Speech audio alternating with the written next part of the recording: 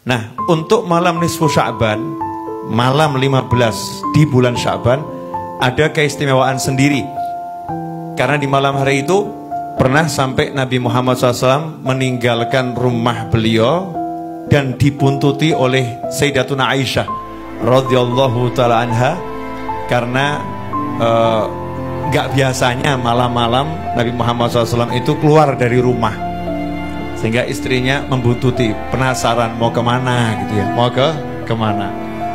Kemudian dilihat Nabi Muhammad SAW ke makam Baqi, ya, ke pemakaman Baqi, pemakamannya para sahabat, dan berdoa di sana. Setelah itu Nabi Muhammad SAW kembali ke rumah. Sayyidatuna Aisyah radhiyallahu anha karena nggak pengen ketahuan sama Nabi Muhammad SAW, cepet-cepet ya ke rumah duluan, terus sampai rumah tidur selimutan.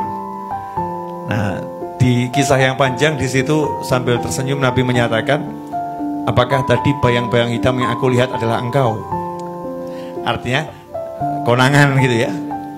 Terus Rasul menyatakan, saya tidak akan mengkhianati harimu gitu ya. Hari ini kan hari tinggal di rumah Sayyidatuna Aisyah radhiyallahu anha, tapi saya diperintahkan oleh Allah Ta'ala untuk mendoakan ya orang-orang yang ada di pemakaman Baqi dan mintakan ampun untuk semuanya, karena malam hari ini malam nisfu Sya'ban, malam dimana Allah mengampuni seluruh ya hambanya yang beriman kepada Allah, kecuali orang-orang yang pertama musyrik, dalam arti benar-benar menyekutukan Allah.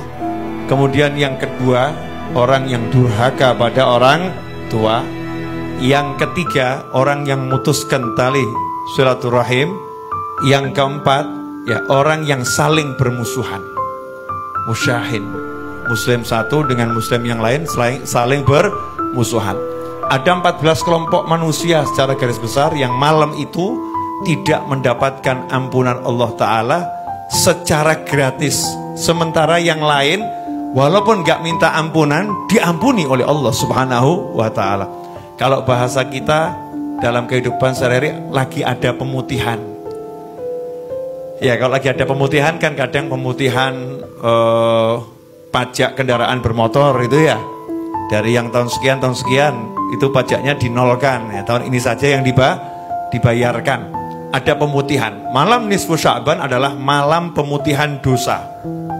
Ya, malam pemutihan dosa. Kalau dikasih tahu malam pemutihan dosa, ya seharusnya kita mengejar.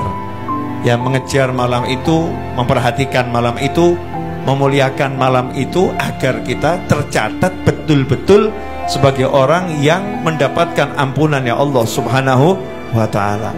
Karena orang yang pengen sama orang yang gak pengen pasti kan beda ya. Kalau kita pengen ya nanti dikasih sama Allah Subhanahu wa Ta'ala. Siapa sih di antara ibu-ibu yang gak punya dosa?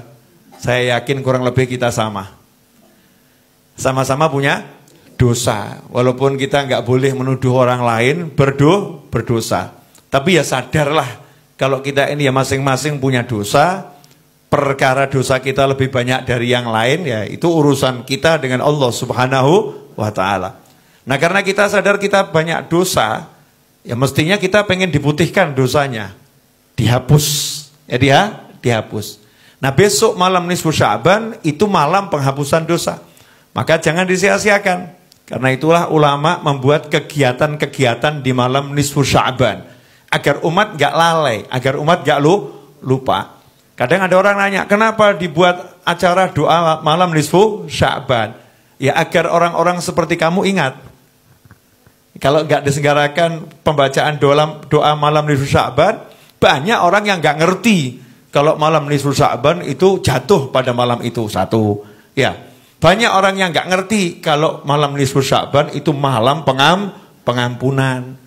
Ya, karena itulah dibuat doa bersama di malam nisfu Sya'ban.